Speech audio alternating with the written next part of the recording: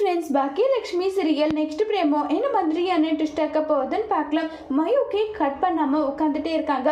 ராதிகா கிட்ட மயு கேட்டுட்டே இருக்காங்க, மம்மி டேடி வரேன்னு சொன்னாரு, வந்துட்டு வர இல்லைன்னு சொல்லிட்டு, உன் டேடி உன்னுடைய பிறந்த நாளை எப்படி மறப்பாரு மயு, நீ கவலைப்படாம இரு, கண்டிப்பாக உன் டேடி வந்துட்டு வரேன்னு சொல்லிட்டு மயு கிட்ட வந்து பேசிட்டு இருக்காங்க. மயுவும் ரொம்பவே சந்தோஷமா ரொம்பவே ஈகராக வந்து வெயிட் பண்ணிட்டே இருக்காங்க. எவ்வளோ நேரம் வெயிட் பண்ணாலும் நம்மளுடைய கோபி வர்றதே இல்லை. உடனே ராதிகா, கோபி வர்ற மாதிரி தெரியல, மயு நீ கேக் கட் பண்ணுன்றாங்க. இல்லை மம்மி, டேடி இல்லாமல் நான் எப்படி என்னுடைய பர்த்டேவை செலிப்ரேட் பண்ணுறதுன்னு சொல்லிட்டு கேட்குறாங்க.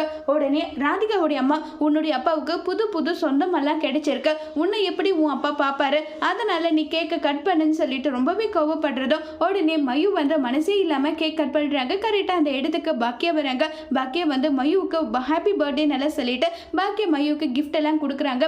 உடனே ராதிகா, எதுக்காக நீங்கள் இப்படி பண்ணுறீங்க, கோபி வரவிடாமல் தடுத்துட்டு இப்போ நீங்கள் வந்து நீங்கள் நல்லவங்க மாதிரி உங்களை காட்டிக்கணும் நீங்க வந்திருக்கீங்களான்னு சொல்லிட்டு பயங்கரமா கோபப்பட்டு பேசுறாங்க. இதை கேட்டதுமே பாக்கியா வந்து, எனக்கு அப்படிப்பட்ட எண்ணம் கிடையாது, உங்க புருஷன் வரதும் அவருடைய விருப்பம், நீங்க அவர்கிட்ட கேட்கணும், எனக்கு மயுவை பர்சனலா பிடிக்கும், அதனால நான் மயுக்காக வந்தேன்னு சொல்லிட்டு பாக்கியா அங்கிருந்து கிளம்பி போறாங்க. அதோட இந்த பிரமவை முடிச்சிருக்காங்க.